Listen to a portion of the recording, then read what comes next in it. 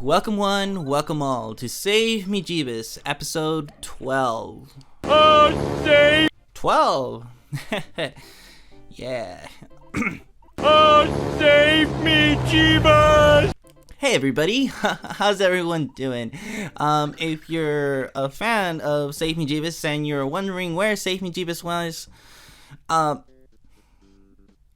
back. I didn't really left because it's my channel. It's not like Save Me Jebus is on its own channel, but I am back. I don't know why, but I feel like my headphones are not actually putting out what I'm supposed to be hearing. But anyways, we're just gonna go on with it. Yeah, so anyways, I guess just to kind of fill you guys in on where Save Me Jebus has been, for those of you guys who are curious enough, well, the last one that I did, it immediately got copyright because I included the clip of Bart speaking French, and I tried to edit it as much as possible, but it still was immediately picked up by the copyright bot, because as soon as I hit publish, it was already claimed. And on top of that, it didn't do so hot. And then the next morning I woke up and I had a dislike on it, and it just completely shattered all of my enthusiasm for this series. And I was talking to my friend Arthur about it, and he said that, well, pretty much all I was doing was just recapping the episode. And I guess in the vein of Andy Dwyer from Parks and Rec, I guess that's kind of what I was trying to do, or Michael Scott in The Office, where they're just recapping movies and telling them in such an awesome way. I guess I was trying to do something very similar, but I don't know. So I put the show on hiatus, and it still might continue to be on hiatus. I just want to come back and finish season one. So there's this episode that you're listening to momentarily, and then the next episode, which is episode 13, and that's how we'll wrap up season 1. So yeah, Save Me Jebus is it's at a rocky start, unfortunately, and but I've been putting a lot of thought into the series because this is something that I really love. I enjoy watching The Simpsons, and I guess something that would probably help the show is if I brought in a co-host or something. Somebody where I can jump back and forth with witty banter and stuff like that, just for the sake of having an engaging conversation. I think that's what a lot of my videos lack. But the thing is that I don't have a whole lot of people that I can talk to, and so if anybody wants to maybe work on the show with me, send me a private message, I guess, and we can talk about it and see how we get along, and if I feel like we can make the show work, then I'd love to have somebody else on. Oh, and then on top of that, I also started doing I started listening to other review show podcast type of things, just to kind of, I guess, take notes and see what their show does that mine doesn't, and see what I can do. And like I said, the first one was a co-host. I started listening to the Wisecrack podcast on Rick and Morty, the Squanch, I think that's what it's called. Immediately, I think they have like 2 or 3 people on the show, and it's like 3 of them all giving their feedback on what they thought about the episode that they're reviewing. And then I also listened to I went back and listened to Eromanga Sensei every week with Best Guy Ever on the Digibro After Dark channel, and it's the same thing with them. They had a co-host that going back and forth, and both of them, they weren't reviewing they weren't recapping the episodes or anything. They were actually talking about the episode. So I'm gonna go ahead and try and do that alone, because like I said, I don't have a co-host, but I still want to try and finish off season 1 of Save Me Jebus. So I guess we'll start off with a recap of the entire episode, and then I guess I'll go into it from there.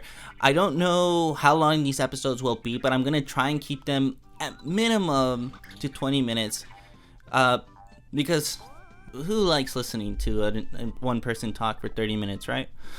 Alrighty, so I guess cue the music.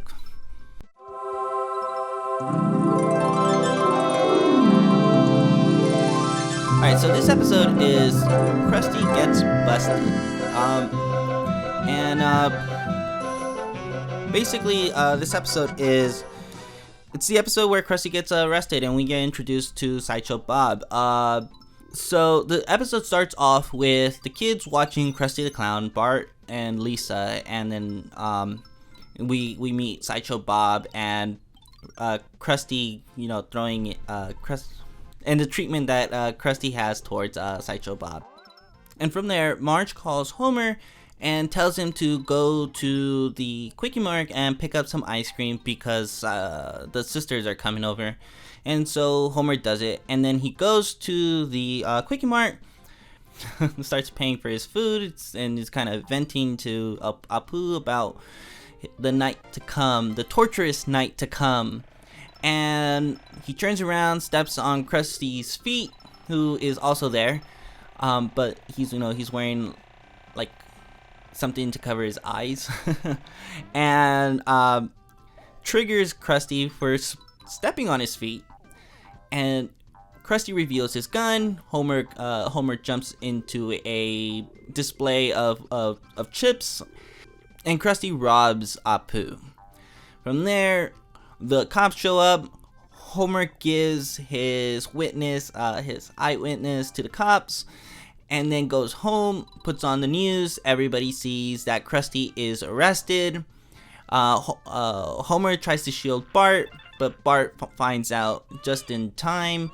Bart is distraught of the news that Krusty has been incarcerated.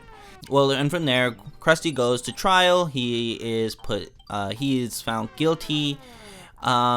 Bart cannot accept it, and he convinces Lisa to help do some investigation. And Lisa starts figuring out all the things that the robber did during the robbery that goes against Krusty's character, I guess you could say.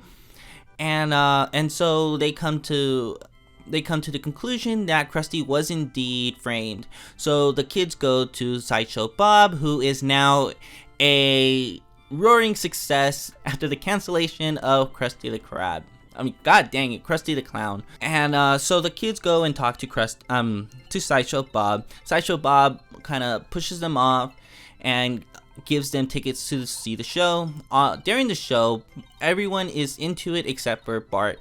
Sideshow Bob notices this and invites Bart onto the stage, and the two of them talk, and Bart starts to share his feelings that Krusty may have been framed, and giving all of the reasons that Lisa came up with earlier. And it isn't until Sideshow Bob mentions something about big feet to fill in or something like that in relation to the show, or the passing of the torch between the two, and that Bart figures out that it was Sideshow Bob, and he does it on live camera. The cops are watching from the station, and they come down and arrest Sideshow Bob. And while in handcuffs, he admits to everything.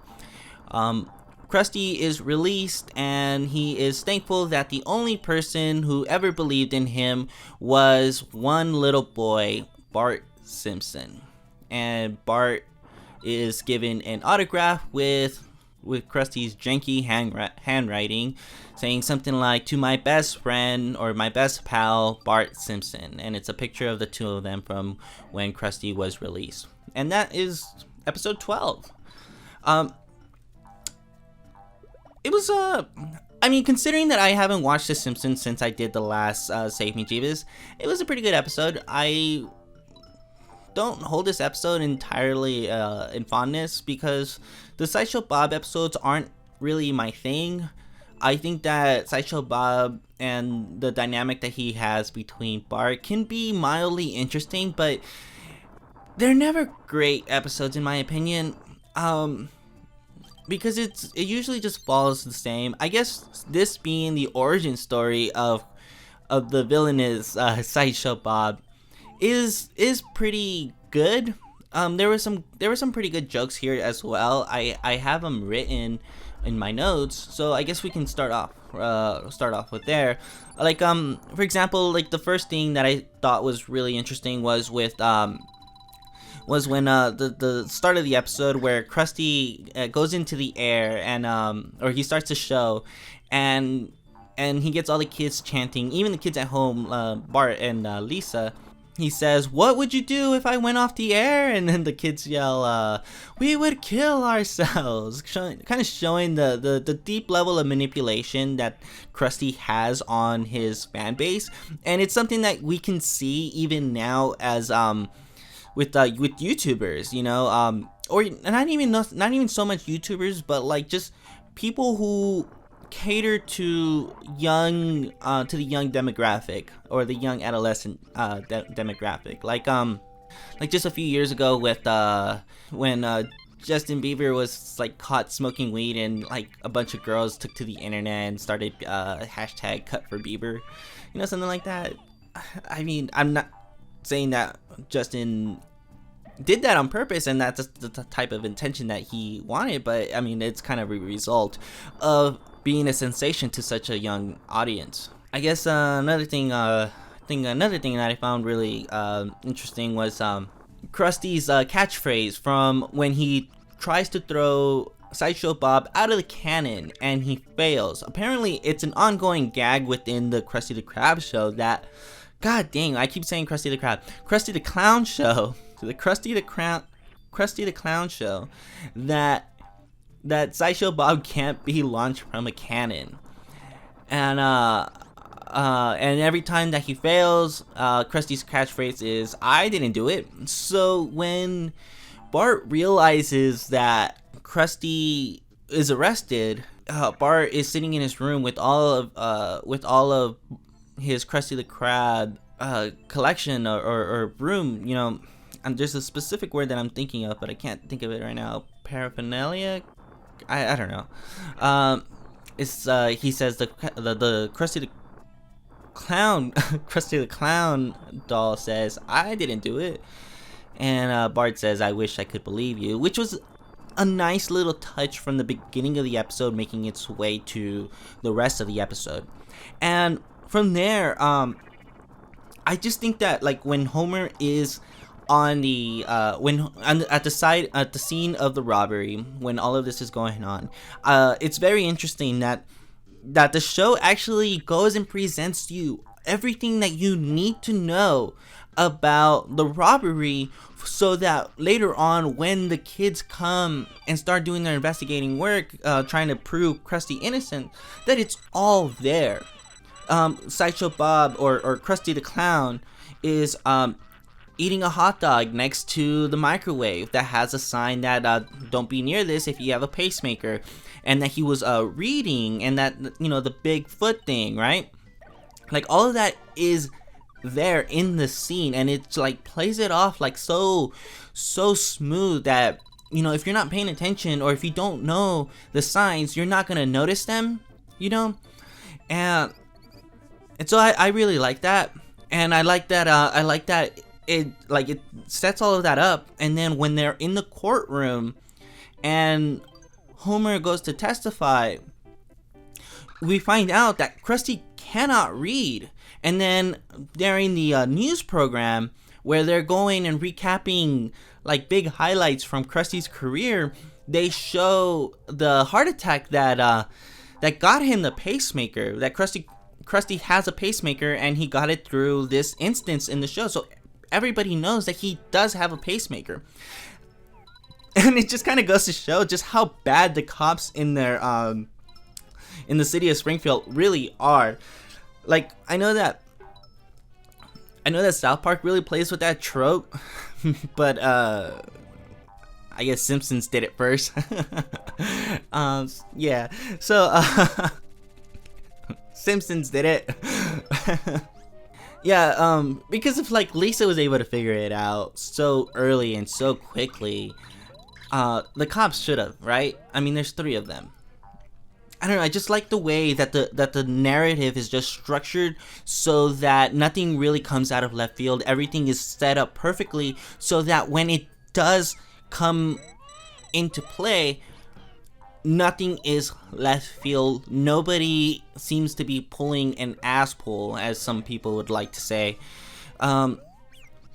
it's satisfying. It's good storytelling. It's good framing and structuring, I guess.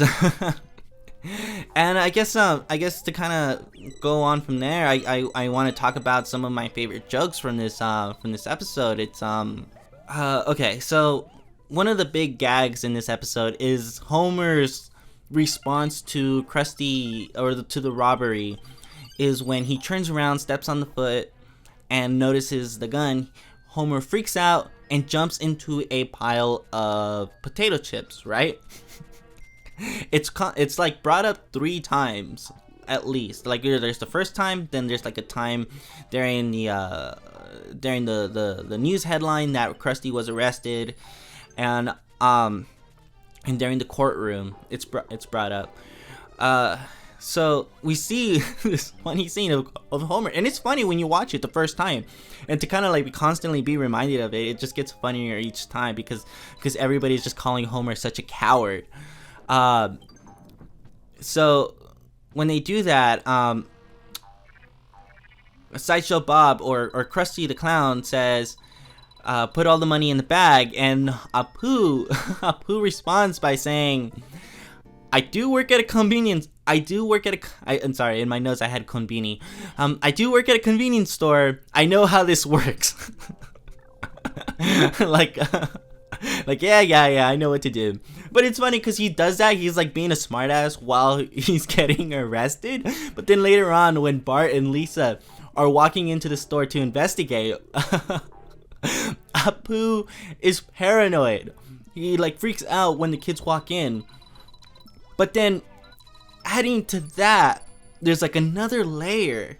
So when the kids are doing their investigation and they pick up the Reader's Digest or whatever it was that Krusty the Clown was quote unquote reading, we see that, we hear Apu yelling, "This is not a library. If you're not gonna buy anything, then I'll blow your heads off." But he was so paranoid just a minute ago, right?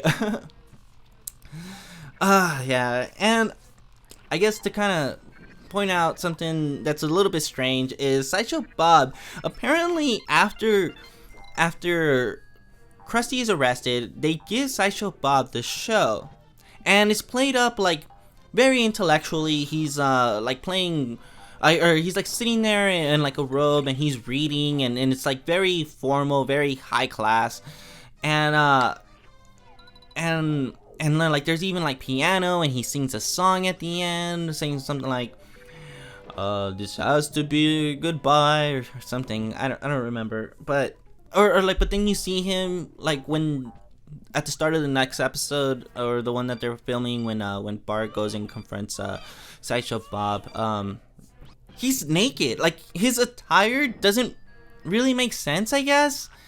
Like, he has some shells, and then he has the like the leaf skirt, and like it's fine in the sense that it's a cartoon, but within universe, it's not a cartoon. Itchy and Scratchy is a cartoon, but not Krusty the Clown Show. See, like, it's kind of weird. And then now that it's his show and he's not having to answer to Krusty, why does he continue to have that getup? Like, you would think that he would try to change from that costume, right? I don't know. Just a little bit interesting, I guess. Oh, and then there's a meta joke at the beginning of the episode that I quickly want to mention. It's so Itchy and Scratchy are on the Krusty the Clown Show, and Marge kind of like sticks in really quick, and she sees like, wow, what, like, senseless violence. I don't understand how you guys can like that. And then Lisa goes, "Well, Mom, you're not supposed to understand it. It's for kids. If cartoons were for adults, then it'd be on prime time." Which was pretty cool. And I think that just about does it. This is the return of Save Me Jebus. Let me know what you guys think of this, because I tried to do it very differently. I guess maybe next time I'll try to record or I'll try to write the recap so that I won't have to like remember it at the top of my head. I don't know, but it was a pretty good episode. Looking forward to the finale. It feels pretty good to just sit here and have my headphones on and just kind of talking into the mic instead of being in front of the camera. But let me know what you guys think of this reworked Save Me Jebus for the last 2 episodes of season 1 of The Simpsons. And next week, or next time, I don't know, I don't want to say week because who knows. The season 1 finale of The Simpsons, Some Enchanted Evening. Homer takes Marge out for a romantic night, leaving the kids with a sitter who's profiled on America's Most Armed and Dangerous. And I kind of remember this episode, but very vaguely. So we'll see what that's all about. I'll see you guys all in the next one. Bye, cha.